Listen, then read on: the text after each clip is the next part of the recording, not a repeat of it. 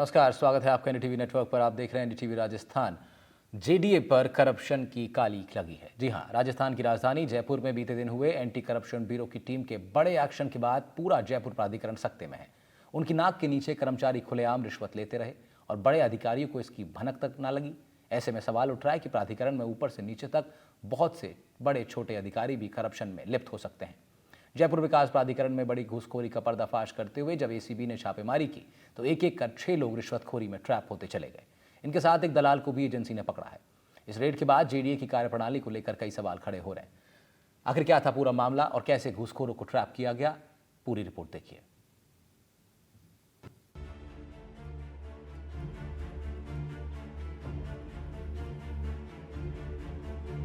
यही वो घूसखोर हैं जिन्हें एसीबी की टीम ने ट्रैप करके रिश्वत लेते हुए सरेआम पकड़ा।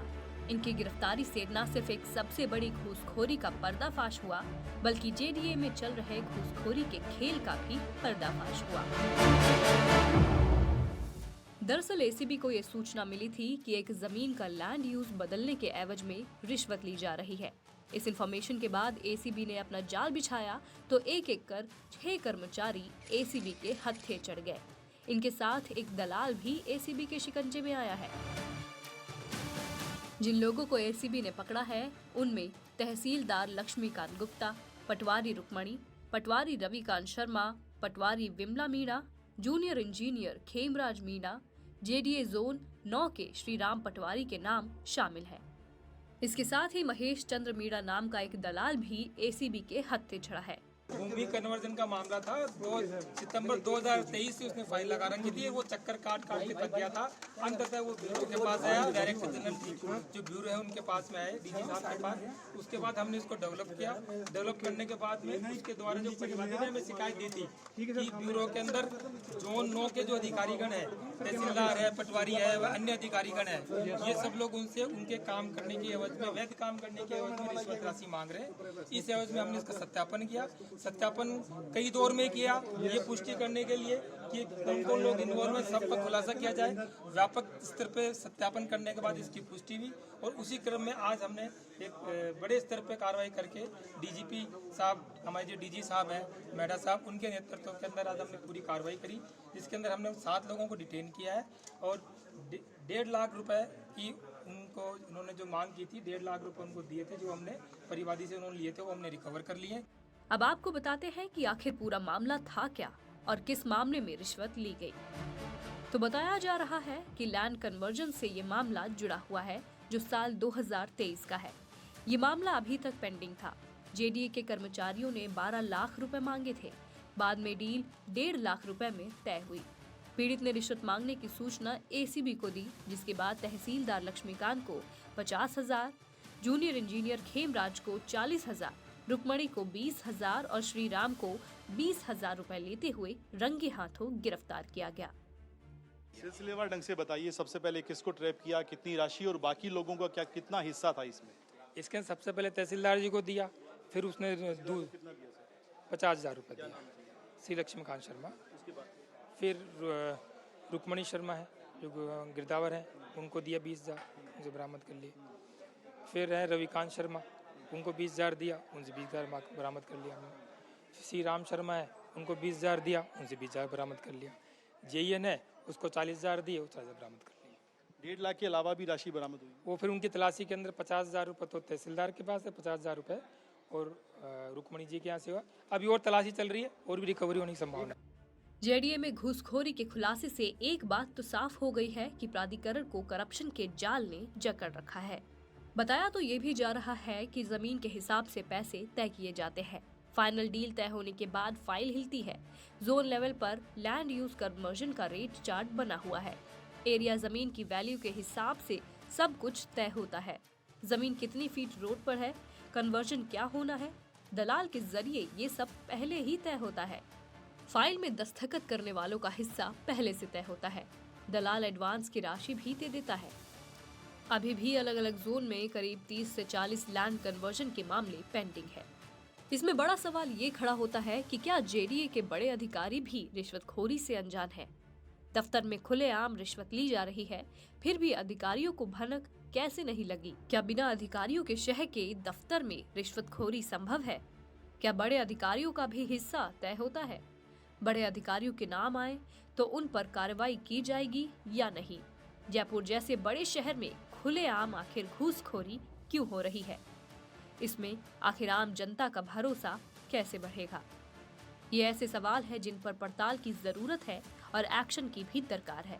जब तक बड़े लेवल पर कार्रवाई नहीं होगी, तब तक घूसखोरी के जाल को हटाना शायद मुश्किल होगा। हालांकि एसीबी के एक्शन के बाद जेडीए हरकत में आया है और जोन 9 के डीसी को भी सस्पेंड कर दिया गया है। माना यह जा रहा है कि सीएम भजनलाल के करप्शन पर जीरो टॉलरेंस वाले बयान के बाद ये सख्ती बढ़ी है और उम्मीद यही की जा रही है कि आगे भी इसी तरीके के एक्शन होते रहेंगे। और कितनी कड़ियां हैं ये पूछताछ के बाद पता चलेगा। लेकिन एक बात जरूर है कि सीएम ने जिस तरीके से संदेश दिया था कि कोई भी कितना भी बड़ा अधिकारी क्यों ना हो, भ्रष्टाचार में अगर लिप्त है तो उसके खिलाफ एक्शन होगा। एसीबी की इस कार्रवाई के बाद ये संदेश अब पूरे राजस्थान में जाने वाला है। कैमरामैन जसराज के साथ सुशांत पारीक, एनडीटीवी, जयपुर। तो जेडीए के बड़े अधिकारी रिश्वतखोरी से अनजान क्यों? खुलेआम रिश्वतखोरी, फिर भी अधिकारियों को भनक क्यों नहीं? बिना अधिकारियों के शह के बिना दफ्तर में रिश्वतखोरी संभव है क्या? क्या बड़े अधिकारियों का भी हिस्सा तय होता है? बड़े अधिकारियों के नाम अगर आए इस केस में खुलकर तो क्या उन पर कार्रवाई होगी? ये तमाम सवाल हैं जिन पर अगली कुछ देर हम लोग चर्चा करेंगे। कुछ खास मेहमान हमारे साथ जुड़ रहे हैं। हमारे पैनल में श्याम सुंदर शर्मा जी होंगे, वरिष्ठ पत्रकार हैं आप, स्वागत है सर आपका। योगेंद्र कुमार जोशी साहब होंगे, पूर्व पुलिस अधिकारी हैं, स्वागत आपका भी। और डॉक्टर हेमंत भाई गोयल होंगे, राजनीतिक विश्लेषक के नाते से हमारे साथ जुड़ रहे हैं, बहुत स्वागत सर आपका भी। तीनों लोग की बहुत बहुत स्वागत करता हूं और शुरुआत करेंगे योगेंद्र कुमार जोशी साहब से। पूर्व पुलिस अधिकारी हैं आप सर, तमाम बार ऐसी घटनाएं होती रही हैं और सामने भी आती रही हैं जब पता लगा है कि भाई करप्शन में फलाना सिस्टम, फलाने लोग लिप्त हैं, लेकिन उन पर कुछ कार्रवाई होती है, कुछ देर वो घटनाक्रम चलता है, थोड़ा बहुत हाय हुल्ला होता है, उसके बाद मामला वो चलता रहता है फाइलों में और जो सिस्टम है वो अपनी जगह एज इट इज चलता रहता है। लेकिन अब ये जो कार्रवाई हुई है राजस्थान के सबसे बड़े प्राधिकरण पर, क्या आपको लगता है कि इससे कुछ बदलाव की तरफ हम लोग जाएंगे? देखिए राहुल जी, इस प्रकार की कार्रवाइयां समय समय पर भिन्न भिन्न विभागों में होती रही हैं और होती रहती हैं, कोई नई बात नहीं है। मैंने इतने लंबे समय में देखी है ये सब कार्रवाइयां होती रही हैं, कोई बड़ी बात नहीं है। लेकिन बात यह है कि जो एंटी करप्शन एक्ट बना हुआ है, उस एंटी करप्शन एक्ट में जो लूपहोल हैं, उन लूपहोल्स को कोई उसमें सुधार नहीं कर रहा है। वो लूपहोल सुधार होने चाहिए। अब जब तक लूपहोल सुधार नहीं होंगे, जब तक इनको पकड़ने दखलने से क्या फायदा? आप बताइए, अभियोजन स्वीकृतियां नहीं मिलती हैं। अब ये पॉइंट उन्होंने रख रखा है कि साहब उस विभाग से जिस विभाग का कर्मचारी है, अभियोजन स्वीकृति लीजिए। अरे भाई, क्या आवश्यकता है? साधारण मुकदमों में जब जरूरत नहीं पड़ती है, मर्डर जैसे मुकदमों में नहीं पड़ती है, अभियोजन सिर्फ वो स्वीकृति नहीं देता, विभाग स्वीकृति देता है। अरे भाई, ये क्या तरीका होता है? और यही कारण है कि भ्रष्टाचार में रोक नहीं लग रही है, अभियोजन स्वीकृति नहीं मिलती है। अब जैसे आईएएस हुए, आईपीएस हुए, इन अधिकारियों की अभियोजन स्वीकृति कहां से आएगी? दिल्ली से आएगी। अब राज्य सरकार अगर केस बना करके नहीं भेजेगी तो अभियोजन स्वीकृति वहां से मिलेगी नहीं। कुछ ऐसे प्रभावशाली अफसर अधिकारी होते हैं जो जिनके राजनीतिक प्रेशर अपने साथ होता है, वो उन अभियोजन स्वीकृतियों को रुकवा लेते हैं। आप बताइए, पिछले समय में ऐसे ऐसे अधिकारी हैं, मैं नाम नहीं लूंगा, जानता सबको हूं, लेकिन जेल हो आए, जेल होने के बाद में वापस आ गए, अभियोजन स्वीकृति आज तक नहीं मिली, रिटायर हो गए और सारे प्रमोशन ले लिए। और आप देखिए कि ऐसे अधिकारी हैं जो 4-4, 5-5 बार पकड़े गए।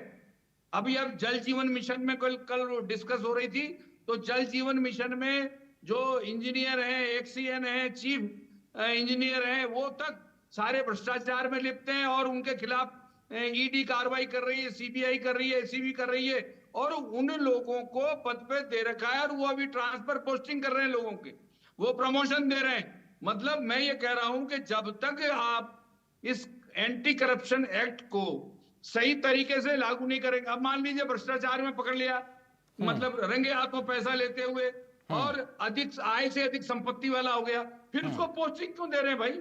अरे आपने बहाल कर दिया, कोई बात नहीं, 6 महीने बाद आपने बहाल कर दिया, अच्छी बात है, लेकिन अब उसको की पोस्ट पे वापस लगा देते हैं, वो फिर वही चौथ वसूली चालू कर देता है। बिल्कुल ठीक तो कह रहे हैं आप। तो इन्हें मतलब नियमों आप कह रहे हैं कार्रवाई अगर में होती भी है तो परिवर्तन ये भी एंटी राजनीतिक करप्शन दल लॉ के करेंगे। जो लूप होल्स हैं ये एक ऐसा कारण बन जाते हैं जिसकी वजह से बड़ी बड़ी कार्रवाइयां भी जो है ठंडी पड़ जाती हैं, क्योंकि आरोपी जो है वो बच करके निकलने के उसके पास तमाम संभावनाएं हो जाती हैं। तो ऐसे में जो लॉ बनाया गया, जो कानून है, इसके जो लूप होल्स हैं उस पर भी खास ध्यान देना पड़ेगा। चर्चा की शुरुआत मुझे लगता है एक बहुत अच्छे पॉइंट से हुई है जोगिंदर कुमार साहब के माध्यम से। श्याम जी के पास चलते हैं। श्याम जी, तो अब लंबा अनुभव आपका भी, और ना सिर्फ जेडीए या फिर प्राधिकरण जैसे डिपार्टमेंट्स बल्कि तमाम ऐसी जगह पर आपने भी रिपोर्टिंग करी है कि जहां पर आपने पाया कि यहां पर सिस्टम में बहुत सारी खामियां हैं। फिर एक वक्त आता है जब अचानक से कार्रवाई होती है और जिस तरह मैंने कहा हाय हुल्ला होता है, मामला ठंडा पड़ जाता है। लेकिन इन सब के बीच कुछ लोग तो पकड़े जाते हैं, लेकिन सवाल यह रहता है क्या सिर्फ वो कुछ लोग ही जिम्मेदार थे या फिर बड़े अधिकारी, अन्य लोग जो वहां मौजूद थे उस दफ्तर में, वो भी शामिल थे इस पूरे करप्शन के साइकिल में? ऐसा तो संभव नहीं है ना कि उनको पता ही ना हो कि हमारे बगल वाली कुर्सी पे इतना बड़ा खेल चल रहा है अंडर द टेबल। देखिए राहुल जी, जेडीए के में डेपुटेशन लगने के लिए कितना पैसा वसूला जाता है, और डेपुटेशन पे आने के लिए ललायत अधिकारी रहते हैं। ये अधिकारी अधिकांश तो देखिए जेडीए के है ही नहीं मूल रूप से। तो ये बाहर से आते हैं, काम करते हैं और चले जाते हैं, और देखिए एजेंट के माध्यम से सारा काम होता है। अभी देखिए कुछ दिन पहले चीफ सेक्रेटरी जो बने हैं सुधांशु पंत, वो खुद भी जेडीसी रहे हैं।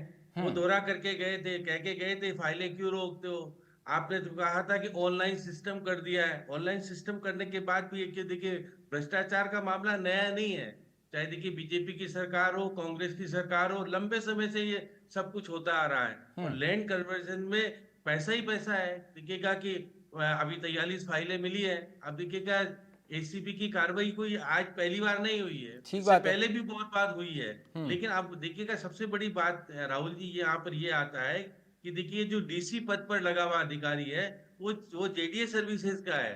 तो इसका मतलब है कि नीचे से वो रिश्वत खाता हुआ आया होगा और जेडीसी बन गया। अब देखिए जेडीसी में जिस प्रकार का माहौल, जिस प्रकार की बातें सामने आ रही है निकल के, अब देखिएगा लैंड कन्वर्जेशन का मामला अभी भी बहुत लंबा चौड़ा है। पृथ्वीराज नगर का तो पूरा मामला अभी विचाराधीन है। कोई भी करप्शन, जिस प्रकार से कोई भी फाइल तय है मामला और एजेंट के माध्यम से, और एजेंट भी कौन है, किसी का पति है, किसी का भाई है, किसी का क्या है, और किसी का माशूक होता है, बहुत सारी चीजें होती है। इसलिए गंभीर मामला यह है कि मुख्यमंत्री जी आपका क्षेत्र भी देखिएगा, पृथ्वीराज नगर क्षेत्र पूरा का पूरा आता है, और आपने तो देखिए जेडीए के कार्यालय, तो अब जेडीए से बाहर के कार्यालय जैसे मैं तो मानता हूँ कि अभी हमारे पत्रकार कॉलोनी मानसरोवर है, उसका जो देखिएगा जो भवन है, सामुदायिक भवन, वहां पर 2 ऑफिस खोले गए और वहां पर अब बाहर खुल गया जेडीए के।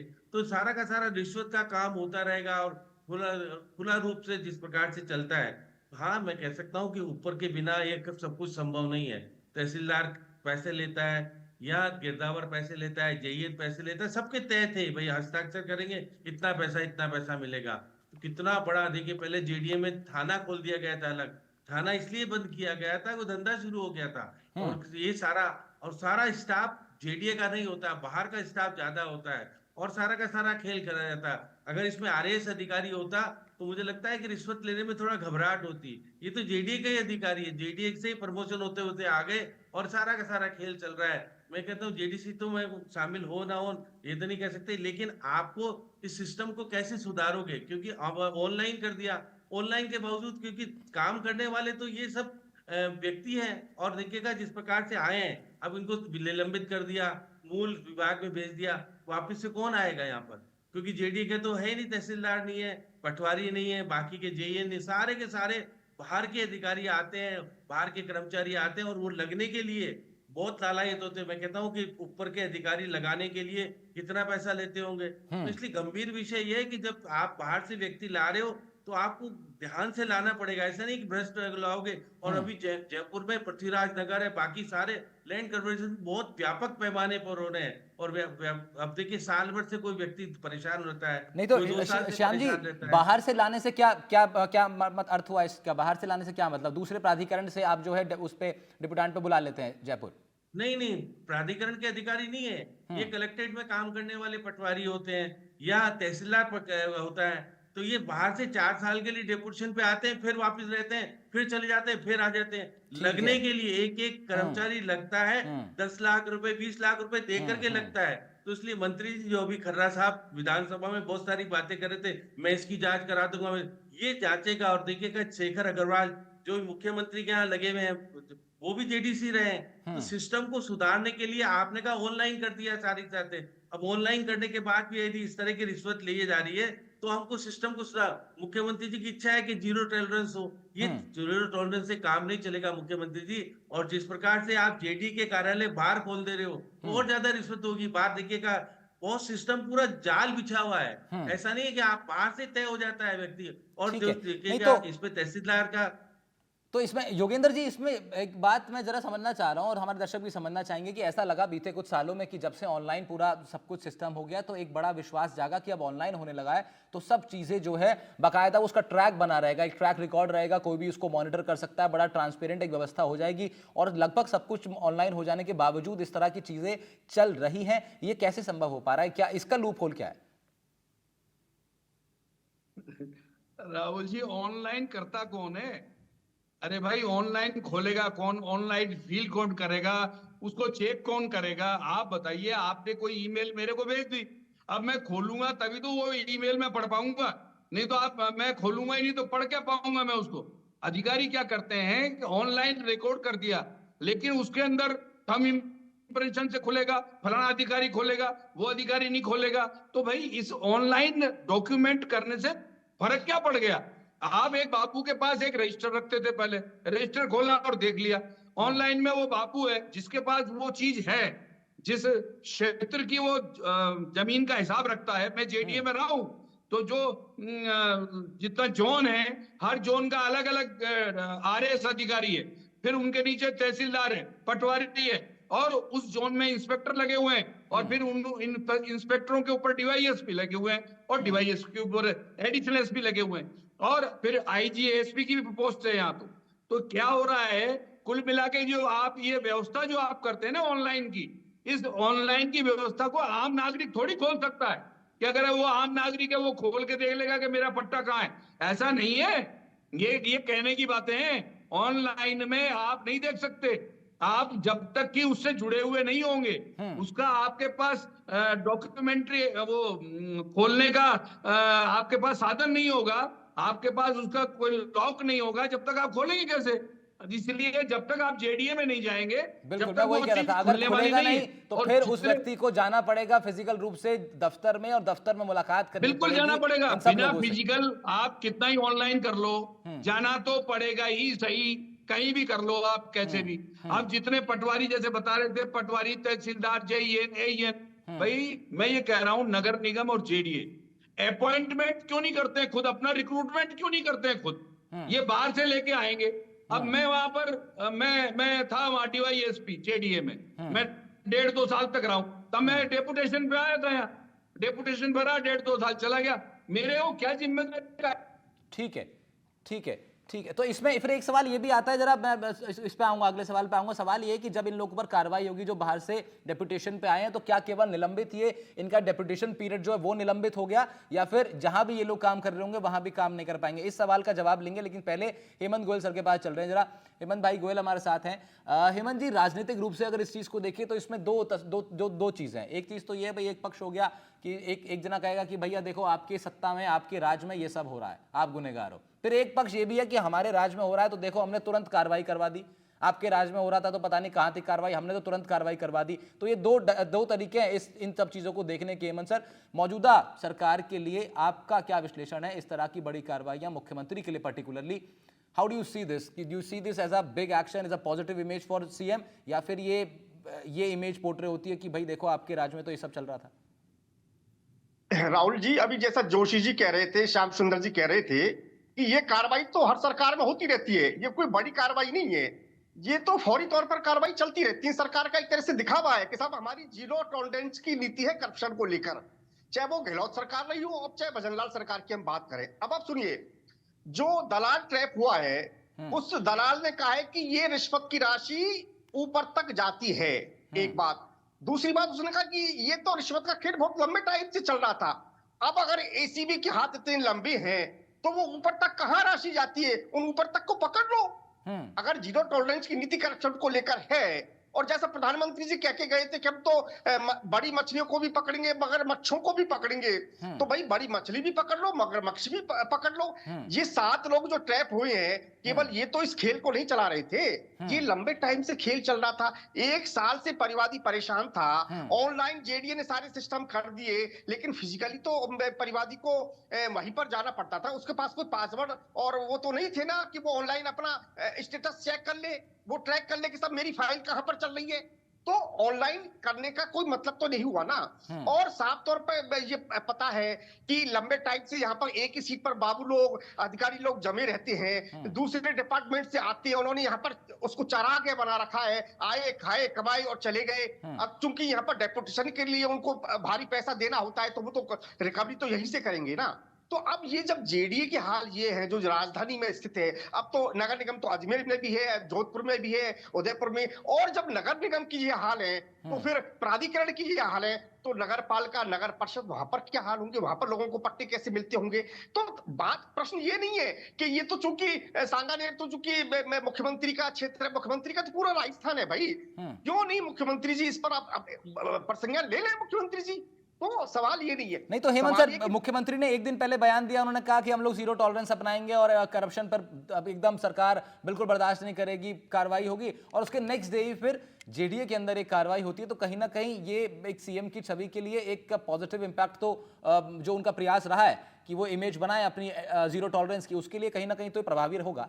नहीं राहुल जी, हम उनके सीएम के बयान से इस कार्रवाई को जोड़ सकते हैं, लेकिन एसीबी तो कार्रवाई तो कर रही है, ये तो सही है। और मैं ये भी कह सकता हूं कि पिछली गहलोत सरकार के मुकाबले कार्रवाई अधिक हो रही है, लेकिन ये कार्रवाई पर्याप्त नहीं है। जैसा लेकिन ये कार्रवाई, ये बिल्कुल, अब इस पे फिर एक बात है जिस पे हम लोग बात, जो आपने छेड़ी की, भाई बड़ी मछली, भाई पटवारी, तहसीलदार, ये भले ही उस पूरे जो प्रोसेस है उसका बड़ा महत्वपूर्ण अंग है, ये लोग, इनको बिना काम नहीं होता, लेकिन ये बड़ी मछली नहीं है, ये मगरमच्छ नहीं है, ये इंपॉर्टेंट पार्ट है उस साइकिल का, उस प्रोसेस का, इनके बिना काम नहीं हो पाता, ये बात बिल्कुल ठीक है। बट ये these are not the main guys, these are not the main people, ये मेन पीपल नहीं है। और वो जो मेन लोग हैं जिनके सिग्नेचर से पूरा खेल चलता है, जिनके पास फाइल पहुंचती है तो बाबू बगल में खड़ा हुआ बताता है कि वहां से हो गया साइन, वहां से भी हो गया जी, वहां पे इतना आ गया है, अब आप लास्ट साइन कर दो तो काम पूरा हो जाएगा। वो जो लास्ट साइन करने वाला व्यक्ति है उस तक कैसे पहुंचेंगे, ये एक बड़ा सवाल है श्याम जी। और फिर इसमें बात यह भी है कि क्या उस आखिरी साइन करने वाले व्यक्ति का भी हिस्सा तय होता ही होगा ना। देखिए उधर रेट ही तय कर रखी है। देखिए जयपुर में जमीनों के भाव बहुत तेजी से बढ़े हैं। अब देखिएगा कोरोना के बाद जयपुर में बहुत तेजी से भाव बढ़े हैं और लैंड कन्वर्जन बार बार होता जा रहा है। देखिए पूरे शहर में, नया शहर जैसे बस रहा है, जैसे जैसे आगे तक जा रहा है वैसे वैसे उसकी रेट बढ़ रही है। कोई भी फाइल है बिना पैसे के नहीं होती अप्रूव। अब देखिए छोटी नहीं, बड़ी बड़ी फाइल है। देखिए बहुत, अभी तो कॉमर्शियल जो कन्वर्सन होता है वो तो बिल्कुल खेल ही अलग होता है, जहाँ होटल बनती है या कुछ और बनते हैं, तो वहां का तो ऊपर से एजेंसी के लोग आते हैं और एजेंसी के लोग जो लाइजनिंग करते हैं और बड़ा व्यापक पैमाने पर हो रहा है। पृथ्वीराज नगर का मामला है, मैं तो कह रहा हूँ जेडीए में ऑफिस नहीं खुला हुआ है, इन्होंने बाहर क्षेत्र में, देखिए पहले थड़ी मार्केट में था, आप हमारे तो मानसरोवर पत्रकार कॉलोनी में ऑफिस खोल दिए दो, जहां पर धंधा यही होता है पूरा पूरा। तो ये सब चीजें कैसे निगरानी करोगे? जेडीए के अंदर हो तो आपने ऑनलाइन कर दिया, बाहर वालों में क्या करोगे? तो निश्चित रूप से दलाल बहुत सक्रिय है और आज पहली बार नहीं हुआ है। जेडीए में बार बार कह रहा था डेपुटेशन पे आएंगे, भ्रष्टाचार करेंगे और चल देंगे और फिर बाद में अपने विभाग में जाकर के बहाल भी हो जाएंगे। ये अभी देखिए कलेक्ट्रेट के 3 तो पटवारी कलेक्ट्रेट के हैं, तहसीलदार भी बाहर का है। और निश्चित रूप से यहाँ तो क्या है कि डीसी के जो है यहाँ का डिवीजन का जो है आयुक्त, उपायुक्त, तो वो देखिएगा कि जेडीए सर्विसेज का है, इसलिए बहुत ज्यादा लोग इन्वॉल्व हो गए। आरएएस अधिकारी नहीं था, अगर वो अब जेडीसी तक तो जाते हो नहीं जाते मुझे नहीं पता। हेमंत देखिए सेक्रेटरी भी ठीक, दोनों महिलाएं लगी, महिला अधिकारी होने के बाद। और जिस प्रकार से विधानसभा में जो बातें खर्रा साहब कर रहे थे, अब खर्रा साहब देख लीजिए, क्योंकि चेयरमैन खुद मंत्री होता है जयपुर में, तो बाकी जगह तो मंत्री नहीं होता। तो जयपुर में, अजमेर में ले लीजिए, जोधपुर में ले लीजिए, कोटा में लीजिए, सब जगह खेल चलता है। और देखिए इनके ट्रांसफर नहीं तो श्याम जी, अब ये जो कार्रवाई हुई है, ये जो कार्रवाई हुई है, ये कहा गया कि अभी भाई निलंबित कर दिया गया है, तो मैं ये जरा ये समझना चाह रहा हूं कि निलंबित इनको केवल इनका जो डेपुटेशन पीरियड था वो हटा दिया गया है, या फिर ये मूल रूप से जहां पे कार्यरत थे वहां से भी इनकी नौकरी गई है? नहीं, निलंबित होने के बाद तो मूल विभाग में चले जाएंगे, लेकिन बाद में वो बहाल हो जाएंगे ना। ये तो देखिए, जेडीए में तो हटा दिया, चलो सबको भेज दिया, मतलब केवल अपने जेडीए अपने से हटाया है, विभाग। केवल डेपुटेशन पीरियड जो इनका था वो उसको सस्पेंड कर दिया गया उस नहीं, पीरियड को? निलंबित तो वहां पे भी रहेंगे। देखिए, जहां जाएंगे निलंबित तो रहेंगे, हाँ। लेकिन बहाल हो जाएंगे बाद में निश्चित तौर पर। और ठीक बहुत है। सारे तो अब डीसी क्या हाँ। होगा, देखिए डीसी जो है और फिर वो प्रमोशन पे प्रमोशन जाया जाता है, तो हाँ। निश्चित रूप से किस तरह से इनको अंतर जिला तबादला होगा क्या इनका। पहले तबादले की बात हुई, एक जगह से दूसरी जगह नहीं जाएंगे, लेकिन डेपुटेशन पे, क्योंकि जेडीए में तो कर्मचारी है ही नहीं, ठीक है। ना अधिकारी है खुद के, ठीक है। इसलिए सब आते हैं, भ्रष्टाचार का खेल करते हैं, और वही ठीक। अधिकारी लगता है, 10 लाख ठीक। रुपए देकर तो के लगेगा हाँ। पटवारी।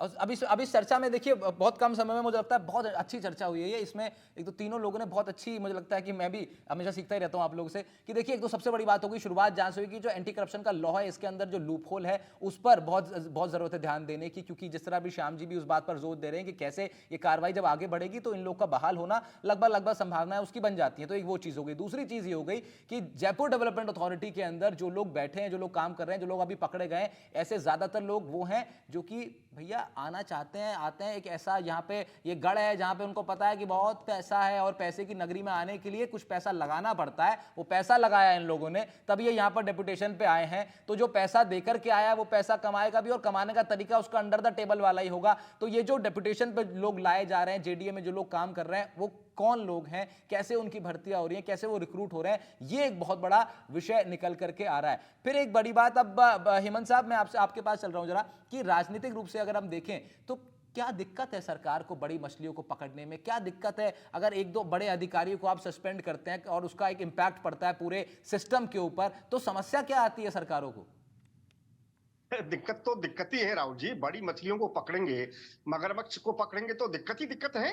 लेकिन देखिए, नहीं तो मगरमच्छ भी तो बहुत सारे हैं, एक आध मगरमच्छ हो तो हम माने भी, हर जगह मगरमच्छ फैले हुए हैं। अगर एक दो मगरमच्छों पे बड़ी कार्रवाई कर दे सरकार और उसका इंपैक्ट पड़ जाए जोरदार, तो दिक्कत क्या है? राहुल जी, ये बिल पावर का प्रश्न है, और ये ये अकेले जेडीए का प्रश्न नहीं है। हाँ, ये बिल्कुल। तो रिश्वत लेना और रिश्वत देना दोनों हमारे ब्लड में समा चुकी है। देखिए, परिवार 1 साल से परेशान था, सब जगह रिश्वत की रेट्स तय हो चुकी है। तो आमतौर पर रिश्वत देना कोई किसी के लिए कोई बुराई नहीं समझता, वो समझता काम आसान हो जाएगा, हम रिश्वत दे दें। लेकिन जहां पर अधिकारी कर्मचारी किसी परिवादी को ज्यादा परेशान करते हैं, तब वो परेशान होकर एसीबी में जाता है। आमतौर पर मेरे ख्याल से 1-2% लोग ही एसीबी में जाते हैं, 98% काम तो रिश्वत से होते हैं। तो सरकार कहां तक पकड़ेगी, क्या करेगी? अगर सरकार बिल्कुल कोई ऐसा क्रांति ठीक है। लाना चाहे तो बात अलग है, वरना तो ये तो हमारे और आपके सिस्टम में समा चुका है। इसकी कोई और बहुत इससे ज्यादा इससे निपटना पड़ेगा बहुत जल्दी से। योगेंद्र साहब, आखिरी सवाल आपसे पूछ रहा हूँ, वाइंड अप करना है मेरे को।